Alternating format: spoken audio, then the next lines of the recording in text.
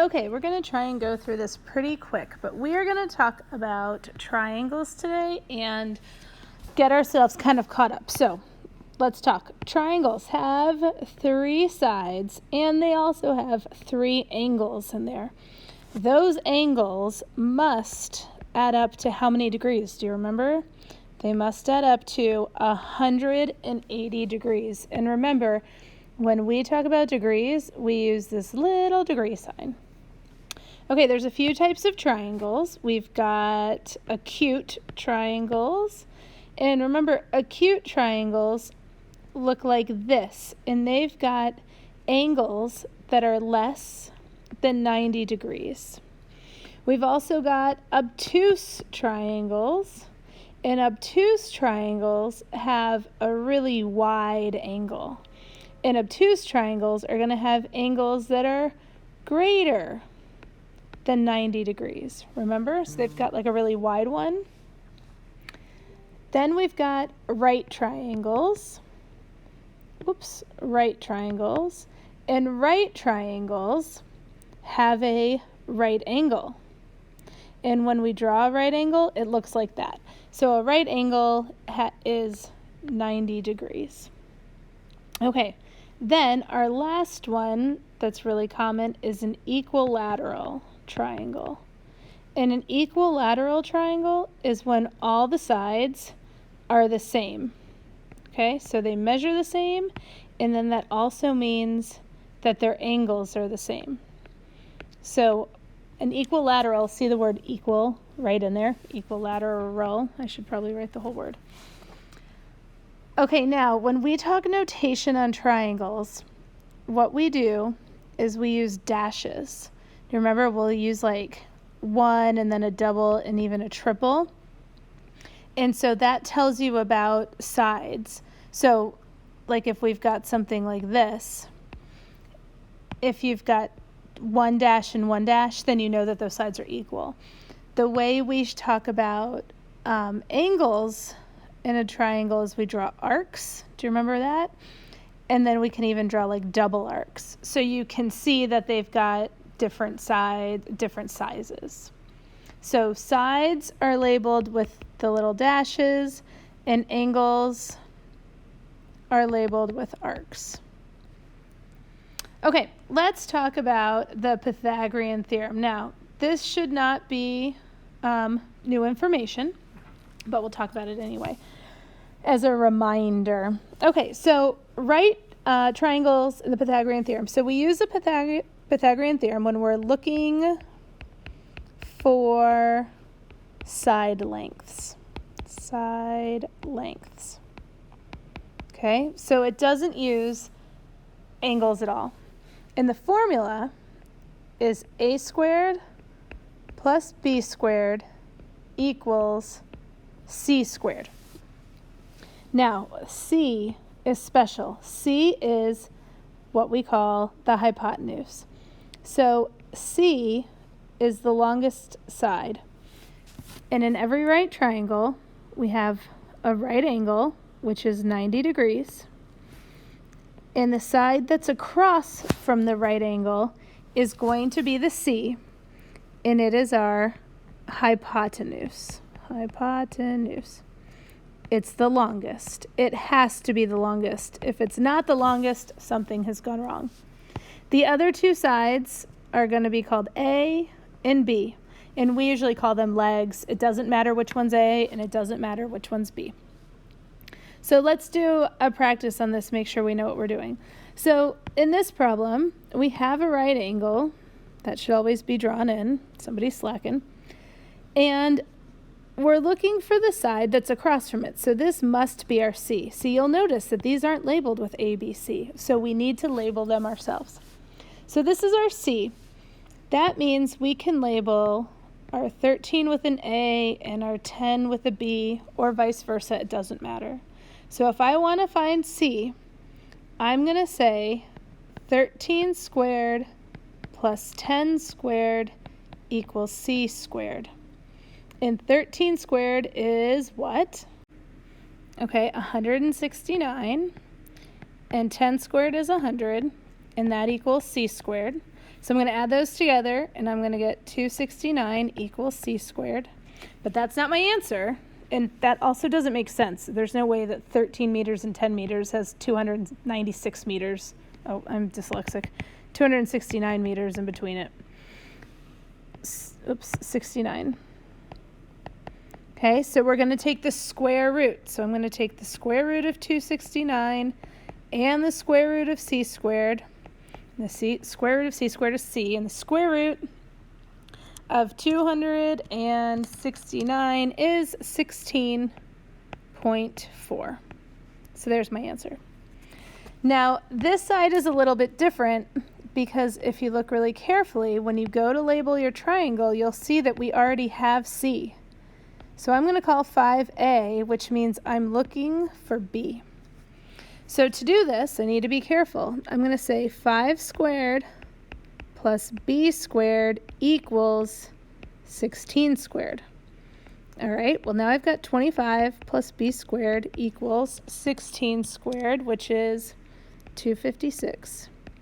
So if I'm solving for b, that means I need to move the 25 away, and I'm going to do that with subtraction.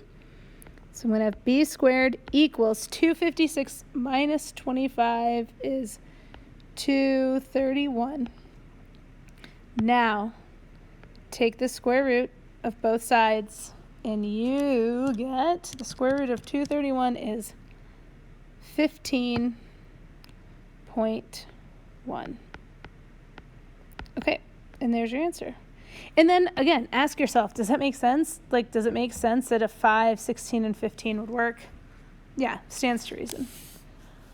Okay, flip over. Okay, so the other thing that we do with right triangles is sometimes we need to find an angle or a length. Find an angle or a length. So when that happens, we use Sohcahtoa, all right? And we'll talk about what that means in a second. So the parts of a triangle are a little bit different with Sohcahtoa.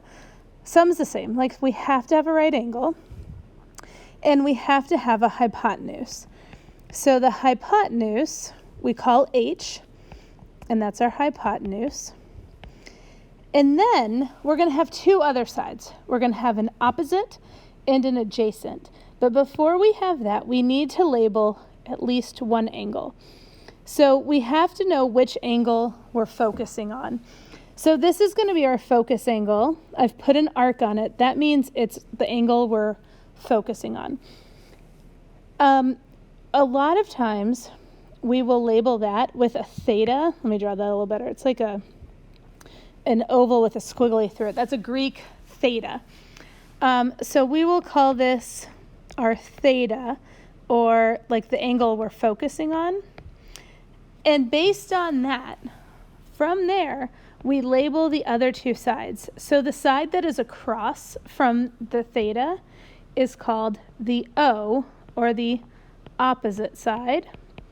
And the side that is attached to it is called the A, which stands for adjacent, which is a fancy word for attached. So you can always kind of remember O and A. So this can change. Like if we look over at this angle, like if this is our right angle, then this has to be our hypotenuse. And if I'm looking at this side as my theta, then the side across will be opposite, and then this top one will be my adjacent. So the adjacent and the opposite are dependent on where the angle is that we're looking at. So let's talk about sine Socatoa. So is the first part of Sohcahtoa, and that stands for sine of theta equals the opposite over the hypotenuse. Okay, so that means the length of the opposite, so the length of the opposite divided by the length of the adjacent. All right, the length of the adjacent. Sine This is pronounced sine, even though it says sin. And if you look on your calculator, there's a button that says SIN, sine. And you're going to push that button and you follow it by theta, which is a degree, right? So the sine of theta, so like the sine of an angle, equals the length of the opposite side divided by the length of the, oh my gosh, I wrote adjacent. I meant hypotenuse. Sorry. Hypotenuse. So let's look at this as an example. So here's a right triangle. Here's my theta. It's 59. This side across from it is going to be the opposite. And this 17 is my hypotenuse because it's across from the right angle. So I'm looking for opposite because there's an x right here. So because I've got an opposite and I have a hypotenuse, I'm going to use sine. So I'm going to say the sine of theta. Well, this time the angle I'm using is 59. And that equals the length of the opposite, which I don't know, so x, divided by the length of the hypotenuse, which is 17. Now, the sine of 59 is a number. So you're going to push the buttons in your calculator. You're going to hit sine and then 59. Now, you need to be really careful with this. Depending on your calculator, especially if you're using those evil cell phone calculators, you're going to have to push 59 and then sine. So play with your calculator to see. It's going to give you a decimal if you do this correctly, and it should give you 0.85. So make your calculator give you that number, figure out the order. That is the sine of 59. The sine of 59 is 0.85. And that equals x divided by 17. So now at this point, this is just like algebra. We need to get this x alone. So the way to get that x alone is by multiplying our 17 over. So we're going to get 0.85 times 17, and that equals 14.57. So that means this missing side here is 14.5. All right, that's how sine works. The next one we've got is CA, so CAH. And that CAH stands for the cosine, which we abbreviate cos, of theta equals adjacent divided by hypotenuse. So same deal, the length of the adjacent divided by the length of the hypotenuse, but this time we're going to use cosine, okay? And we're going to do that of this degree. So if we look at this one, let's take a look at the triangle we've got here. Here's my theta, it's 27. If I label everything, I know this 20 is my hypotenuse. This is the opposite over here, which we're not using at all, so I'm just not going to label it. And the x is adjacent to my 27, so this is my A.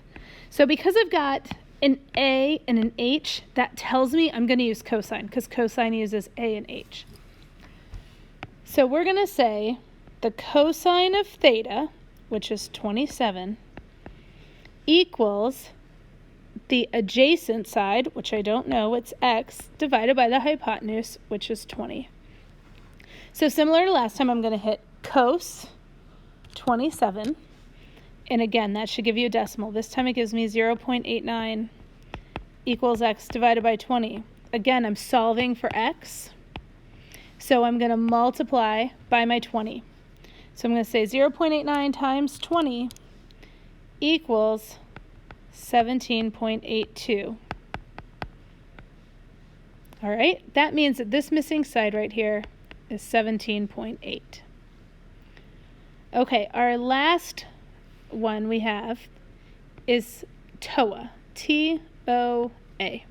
And TOA stands for the tangent of theta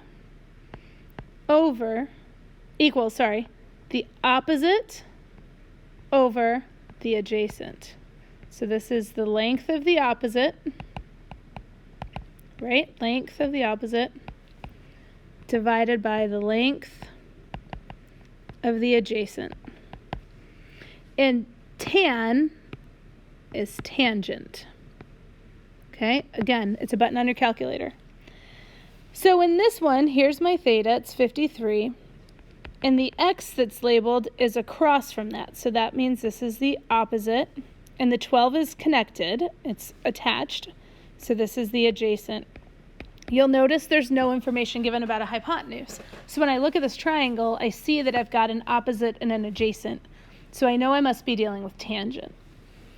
So here's what this looks like. The tangent of theta, and theta is 53, equals the opposite, which I don't know, divided by the adjacent, which is 12.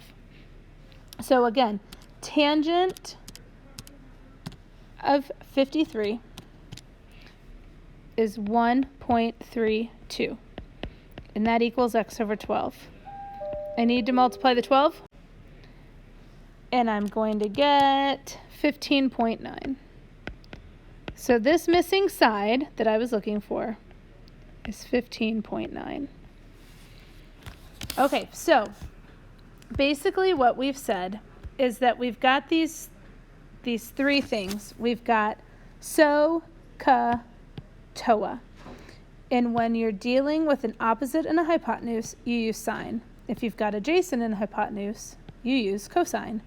If you've got opposite and adjacent, you use tangent. All right, I hope that makes sense. We'll do lots of practice with this. Okay, good luck. You guys are great.